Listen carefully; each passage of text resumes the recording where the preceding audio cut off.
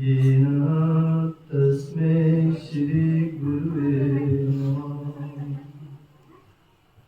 ध्यानं गुरुमूर्ति पूजामूलं गुरुपदम् मन्त्रमूलं गुरुवाक्यम् मोक्षमूलं गुरुकृपा मोक्षमूलं गुरुपादोकं पीत्वा गुरोर्शिष्टभोजनं गुरुमूर्ति सदा ध्यानम् गुरुस्तुतं सदा जपे गुरुस्तुतं सदा जपे। गुरु बिन जीवन जानिए चिंता का आगार। जन्म जन्म के दुष्कर्म जन को करे खवार। श्री प्रभु राम लाल जी की जय शरणम। श्री सतगुरुदेव जी की जय शरणम। गुरु बिन जीवन जानिए गुरु बिन जीवन जानिए चिंता का जन्म जन्म के दुष्कर्म जन को करे खवार। श्री प्रभु राम लाल जी की जय शरणम। श्री सतगुरुदेव जी की जय शरणम। जब तक सतगुरु ना मिले सभी अधूरे काम। योगी सतगुरु जब मिले पाता मन विश्राम। श्री प्रभु राम लाल जी की जय शरणम। श्री सतगुरुदेव जी की जय शरणम। जब तक सतगुरु ना मिले सभी अधूरे काम। योगी सतगुरु जब मिले पाता मन विश्राम। श्री प्रभु राम लाल जी की जय शरणम। श्री सतगुरुदेव जी की जय शरणम। मुझको गुरु है मिल गए मुझको गुरु है मिल गए क्या चाहूँगा ना। रातों में सर सभी कटेंगे पाप। श्री प्रभु राम लाल जी की जय शरणम। श्री सतगुरुदेव जी की जय शरणम। मुझको गुरु है मिल गए मुझको गुरु है मिल गए क्या चाहूँगा ना। रातों में सर चरण कभी कटेंगे पाप। श्री प्रभु राम लाल जी की जय शरणम। श्री सतगुरुदेव जी की जय शरणम। करुणा सागर श्री प्रभु जी के प्रेम भक्ति स्वरूप बंधुओं के चरणों में आज हम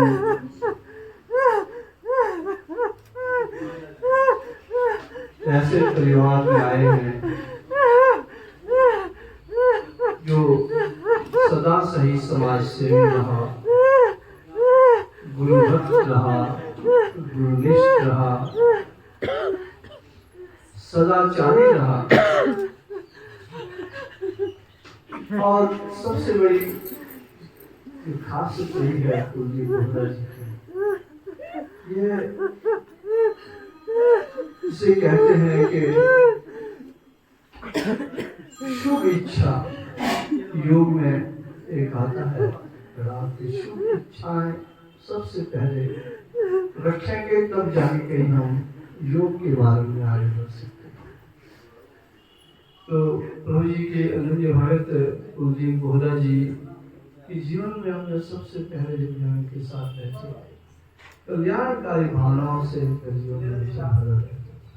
शुभ इच्छाएं सबके लिए और ईश्वर के कार्यक्रम है अपने शमशेर गौतम जी और वैज्ञानिक कन्या भगत की वगैरह सभी इनसे उत्साहित होते हैं, इनसे बल प्राप्त करते हैं, इनकी बात सुनते हैं। इनका स्वभाव बड़ा शील है, सौम्य स्वभाव जो योगियों का होता है।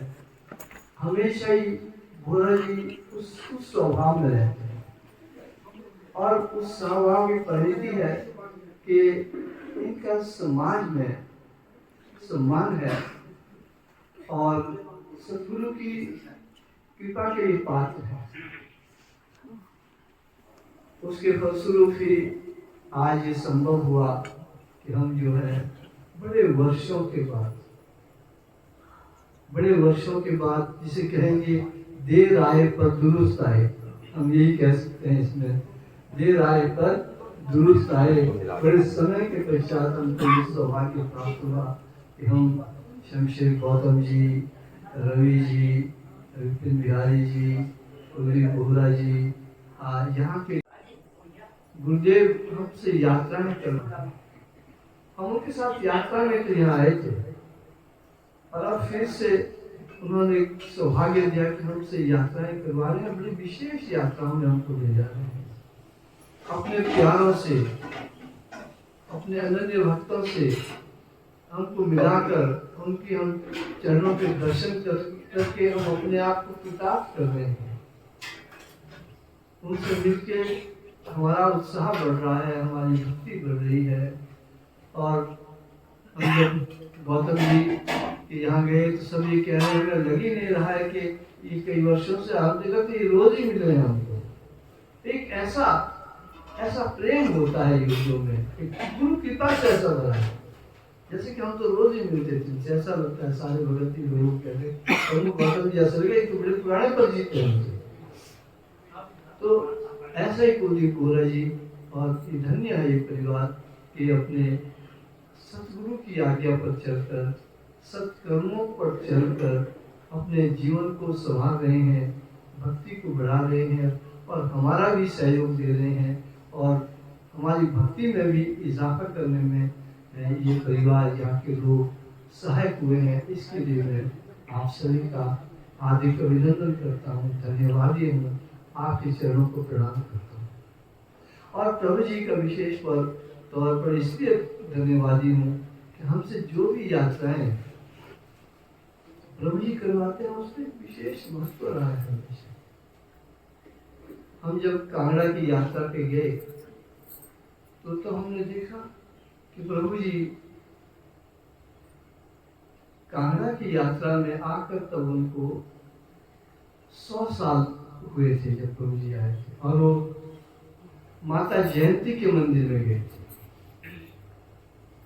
माता जयंती के मंदिर में गोपालानंद जी साथ थे, स्वामी विवेकानंद जी साथ थे। संवत 1975 की बात थी जब वो वहाँ गए थे। तो संवत 2075 में हमारी यात्रा शुरू हुई थी और हमने देखा ये तो ऐतिहासिक यात्रा है कि 100 वर्षों के बाद प्रभु जी हमें फिर ले जा रहे हैं। और फिर हम उसके कुछ वर्षों के बाद देखो हमें प्रभु जी माता जयंती के मंदिर में भी ले गए। सारी संगत वहां पहुंचे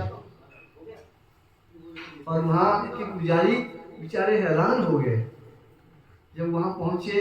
भक्तों को जैसे उस वक्त गोपालानंद जी और स्वामी विवेकानंद जी को ध्यान लगा, वैसे ही वहाँ ध्यान कैसे लगा कि किसी जो मिस्र से आए थे उन्होंने माता की भेंट गाई और वो ध्यानस्थ हो गए।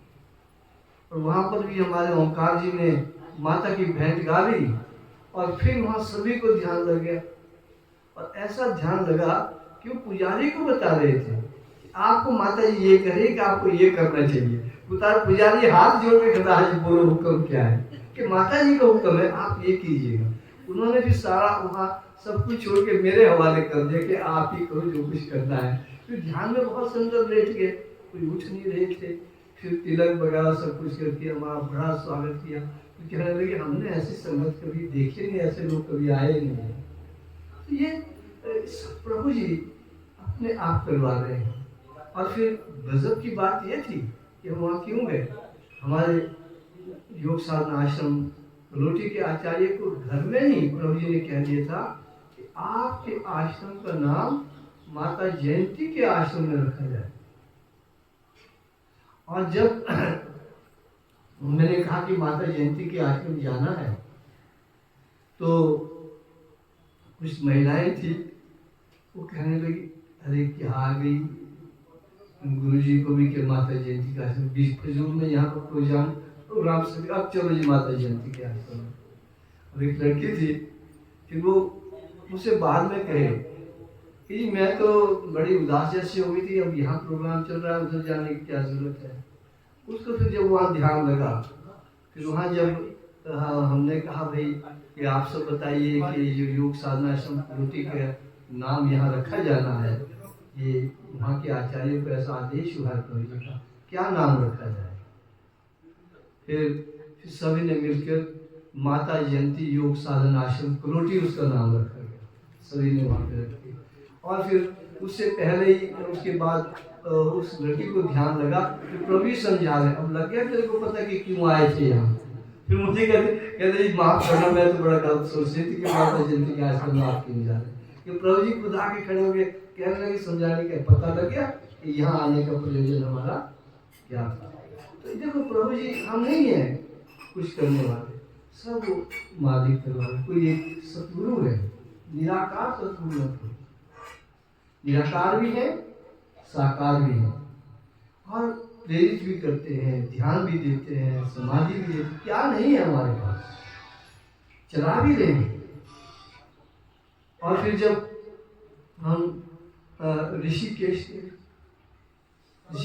प्रभु जी हमें ले गए, तो एक ऐसे वक्त में ले गए जब त्रेता युग में के राम जो थे उनकी प्रतिमा की अयोध्या में प्राण प्रतिष्ठा हुई थी। हमारा दिन भी वही नित्य हुआ, योगेश्वर राम की प्राण प्रतिष्ठा करने का कहा ऋषिकेश। कराने वाले कौन? भाई कलयुग के भगवान तो योगेश्वर प्रभु रामदास जी महाराज है, असली प्राण प्रतिष्ठा तो उनकी होनी चाहिए। ये तो यही थे त्रेता युग में भी, और दोनों की त्रेता युग में प्रभु रामदास जी महाराज आए, उनकी मूर्ति की प्रतिष्ठा अयोध्या में भी 21 जनवरी को हुई, और उनकी प्रतिमा की प्रतिष्ठा ऋषिकेश में भी। सात संगत को लेकर प्रभु जी ने एक आश्रम को खोलकर वहां पर योग धाम ऋषिकेश बापू ग्राम में वो आश्रम है। वहाँ के आचार्य अपने हरिदर डॉक्टर हरिदर द्वारिया है, जो संस्कृत के बहुत बड़े विद्वान भी और भगत भी हैं, और बचपन से वो आश्रमों में पढ़े। वो इतने गरीब थे कि उनके पिताजी ने संत के पास छोड़ दिया था कि अब आप ही देखिए। उसके बाद वो संतों के पास पढ़े, आचार्यों के पास रहे, सारे शंकराचार्यों के पास रहे, और बहुत बड़े विद्वान है। संस्कृत और जांगला में वो प्रोफेसर हैं संस्कृत के इतिहास के, प्रवीण प्रोफेसर, और उन्होंने वहाँ आश्रम खोला। और आश्रम भी ऐसी जगह में जहाँ ऋषिकेश के बारे में महाराज जी ने लिखा है, गंगा तट के पास ही ऋषिकेश के बीच, योगाश्रम में जाते जाते सुधरे मन समनीच। प्रभु राम लाल जी की जय शरणम, श्री सतगुरु देव जी की जय शरणम। तो यहाँ पर गुरु जी का इतना प्यारा आश्रम और इतनी जगह ऋषिकेश की कि गंगा तट के पास ही ऋषिकेश के बीच योग आश्रम में जाते जाते सुधरे मन सब महाराज जी ने लिखा है। अब हम ऋषिकेश जाते थे, वहाँ पर ऋषिकेश आश्रम में तो प्रभु जी की मूर्ति है, स्वामी जी की है, चंद्रमोहन जी महाराज की है, अपने महाराज जी की तो नहीं। अब जब तक अपने सतगुरु न देखे आनंद नहीं आता। अब वहां पर आप जाएंगे बापू ग्राम में तो गुरु जी की प्रतिमा भी मिलेगी ऋषिकेश के लिए। तो ये सौभाग्य भी गुरु जी ने हम सबको दिया। और उससे पहले भी कुछ लोग गए थे ऋषिकेश आश्रम, कुछ बच्चे प्रभु जी के गुरु जी की आज्ञा को लेके गए थे वहाँ, लेकिन उन्हें आनंद ही नहीं आया। वापसी में जब आए तो इतने दुखी थे कि गुरु जी को बता के कि आप नहीं थे तो क्या आनंद आना, वहाँ कुछ मिला ही नहीं हमको, बल्कि दुखी होके आए थे। वो बच्चे वहाँ से रोने लगे गुरु जी के पास, क्या क्यों भेजा आपने, हमें तो कोई आनंद ही नहीं आया वहाँ, हम क्या करना था हमने वहाँ जाके, कुछ लगा ही नहीं हमको वहाँ कुछ था। वो बड़े उदास होके आए थे। लेकिन जब हम साथ संगत लेके जब वहाँ गए तो ऋषिकेश के आचार्य को हमने वहाँ बुलाया था उद्घाटन में, जो वहाँ थे कि आप भी आइए, हमारे महाराज जी का आश्रम में खुल रहा है। वो आए, उन्होंने प्रवचन दिया, फिर उन्होंने हमको आमंत्रित किया कि आप चाय पर सारी संगत हमारे यहाँ आ जाए। जब वहाँ पहुँचे तो वहाँ उस आश्रम में जगह नहीं थी बैठने के लिए, इतनी संगत लोगों से थी, 350-400 करीब संगत वहाँ पहुँची बस, और जगह नहीं थी बैठने के लिए। तो आचार्य के एक दृष्टि का फोन आया, कहने लगे कि हमने कुछ बात करनी है। तो आचार्य के हम आपसे बात नहीं कर सकते। बोले क्यों? यहाँ पर प्रभु जी के बच्चे आए। कहते कौन बच्चे आए हैं? कहते हैं हमारे गुरु भाई गुरु चमन के शिष्य आए हैं हिमाचल से। तो हमें बड़ी प्रसन्नता हुई जब उन्होंने कहा कि हमारे गुरु भाई गुरु चमन के शिष्य यहाँ पर हिमाचल से आए हैं। बोला कितने? बोला कोई 400 हैं। बोला संभाल लोगे? बोले नहीं कोई बात नहीं, संभाल लेंगे। लेकिन क्या वहाँ तो चाय पिलाने के फिर हमने बच्चे अपने ऊपर 2-3 सेवक थे, हमारे बच्चे लगे सबको बैठने के लिए वहाँ जगह नहीं दी। बड़ी प्रसन्नता हुई हमें कि महाराज जी का नाम आज इनके मुख से निकल रहा है कि हमारे गुरु भाई चमन जी महाराज के जो है शिष्य आए हैं और 400 आए हैं। और एक वक्त वो था कि जब हमारे भगत वहाँ गए वो बड़े दुखी होकर वहाँ से आए थे। ये सौभाग्य प्रभु जी ने हमारे लिए दिखा। और वहाँ जाके एक दिन ग्वालियर जी ने घूमने के लिए रखा था कि चांगला प्रभु जी जाते थे, ब्रह्मपुरी, वशिष्ठ गुफा, उसे सारे में ले गए। हम रामायण में पढ़ते थे तो भक्तों को पता लगे भाई यहाँ ब्रह्मपुरी है, ये वशिष्ठ गुफा है। सारे में जाके उससे क्या होता है कि जहाँ जहाँ हमारे सदगुरु गए, प्रभु जी गए, वो स्मृतियाँ हमारे दिमाग में आ जाती हैं और उससे हमारी भक्ति बढ़ जाती है। ये कार्य प्रभु जी अपने आप करवा रहे हैं, तो ये उनका हम धन्यवाद करते हैं। और आपने ये यात्रा आरंभ की, और ये इसके पीछे भी हमें पता ही नहीं था कि गुरु माता जी का 100वां जन्मदिन है। और उनके माता राजरानी हमने वैसे लिख लिए, पोस्टर पहले छाप दिए। 100वें जन्मदिन का तो हमको बाद में लगा पता नहीं, तो हम पोस्टर में पहले लिख लेते कि 100वां जन्मदिन भी लिख लेते। रोड की तो इस काम में पीछे ना रहते, पहले लिख लेते कि 100वां जन्मदिन। हमें यहाँ के पता लगा अरे ये तो 100वां जन्मदिन। और तब जो है माता राजरानी योग यात्रा जो है प्रभु जी ने आनंद कराई। और उसमें अपने शमशेर गौतम जी, इनको कुछ प्रेरणा अपने आदि दीवान ने थोड़ी सी पहले जी प्रभु जी ने भेज दिया, कुछ इनके अंदर वो जागृति लाई और फिर उससे फिर प्रेरणाएं आगे बढ़ी और हम सबको यहाँ भेजा। माता जी की, माता राजरानी जी की योग यात्रा है और उनकी जो जीवन की यात्रा है, उस योग यात्रा में उसके बारे में सोचेंगे ना। हम हर एक ही महापुरुष के जीवन देखते हैं कि उन्होंने किया क्या। हम दुआ है कि साधारण दुपट्टा पहने, कुर्ता और सलवार, गुप्त रही इस जगत में आदि शक्ति होगा। एक साधारण दुपट्टा पहन के गुरु माता जी रहा और प्रिंसिपल की धर्मपत्नी, दूसरी साड़ी नहीं बनाई, एक साड़ी 10 बार लगवाई है उन्होंने। ये हमने माता जी के जीवन से शिक्षा लेनी है। आज हम एक दिन में 10 साड़ियां बदल देते हैं, और गुरु माता जी को देखिए, पूरे जीवन में एक साड़ी। कहती प्रिंसिपल साहब मैं आपकी पत्नी हूँ। प्रिंसिपल थे उनके मालिक। कहते पार्टी भी जाते हैं, हर उनके पास नई नई साड़ियाँ, कहते रंगवा लेंगे।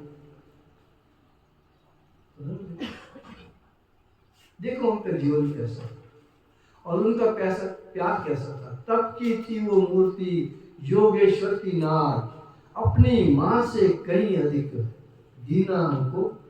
हम अपनी माँ को भूल जाते थे जब उनके चरणों में बैठे।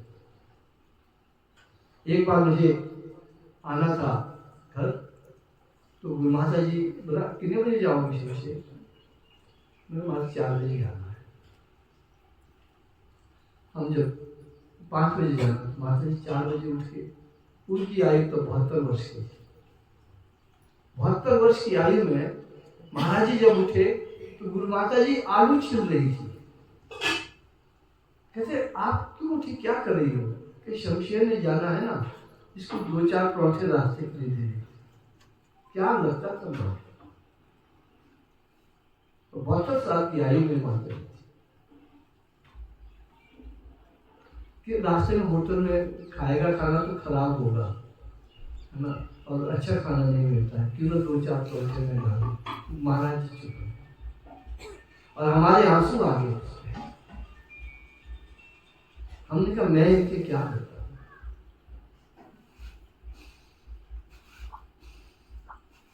ऐसा प्यार उन्होंने हमको दिया। और फिर 60 बच्चे उनके, 5 पुत्र 5 बेटियां और 2 पुत्र, 60 बच्चे पाले। कभी महाराज जी को ये नहीं कहा कि हमारे पास कोई कमी है। महाराज जी हेड एग्जामिनर हुआ करते थे हिमाचल प्रदेश के। उनके पास पेपर आते थे चेकिंग करने के लिए, और वो लट्ठे में लाख के साथ, मुहर के साथ बंद होते थे। और गुरुदेव कहा करते थे कि उन लट्ठों को धोना, रद्दी का जो वेस्ट मटेरियल था देश का, जिसको बाहर फेंका जाता है और कोई उसकी तरफ देखता भी नहीं है, कबाड़ में डाला जाता है, उस कपड़े को वो धोती थी, लाख को वो निकालती थी, साफ करती थी, फिर कच्छे और बनेन गुरु जी के लिए और सारी बेटियों के लिए बनाया करती। और वो ऐसी साधना से, ऐसे तप से यहां तक पहुंच गई कि जब सुरजीत जी फिलौर के चिंतपूर्णी माता के दर्शन के लिए गए थे, तो रात को उनको ध्यान में आते सुरजीत कहाँ गए थे कि माता चिंतपूर्णी के दर्शन के लिए गए थे। तो उन्होंने हाथ दिया ध्यान में इस तरह से, लोग कर लो दर्शन। तो 9 दुर्गाएं माता चिंतपूर्णी सारी देवियों के हाथ से निकल के चले गई। और प्रातः सुरजीत फिलौर के माता जी के पास आते हैं कि माता जी मैं फजूल भाग रहा हूँ, आपके पास ही तो सब कुछ है। वो देखिए उनका तप, उनका प्यार, और कहाँ किस स्थिति तक पहुंच गई। और जब उनका दाह संस्कार होना था तो ध्यान वाले भक्त क्या देख रहे थे कि सफेद गायें सारे वहां और सबके थनों से दूध निकल रहा है। सारा शमशान घाट के जो स्थल था दूध ही दूध से उससे सुसज्जित हुआ, जहाँ उनका अंतिम संस्कार हुआ। देखिए हम नारियों के लिए उनका जीवन एक नक्शा है, एक चित्र है, एक चित्रण है कि हमने क्या करना है। हमें इन यात्राओं में ये देखना है कि गुरु माता ने अपने जीवन में क्या किया और हम क्या कर रहे हैं, हम कहाँ पहुंचे और वो कहाँ पहुंचे। रास्ता हमारा माता, ये यात्रा गुरु माता के जीवन की यात्रा है। वो किस प्रकार से अपने जीवन में चली और किस प्रकार से योगेश्वर का साथ देकर और एक योगेश्वरी बनी, ईश्वर को प्राप्त किया, और किस प्रकार से हमको उन्होंने अपना प्यार दिया, जबकि ऐसा लगता था कि हम तो इनके कई जन्मों के बच्चे हैं। अगर भारत की हर एक नारी उस प्रकार से चलेगी, देश कहां पहुंचेगा? सारा संसार हमारे राष्ट्र के पीछे चले। और ये योग की महिमा है, योग का बल है।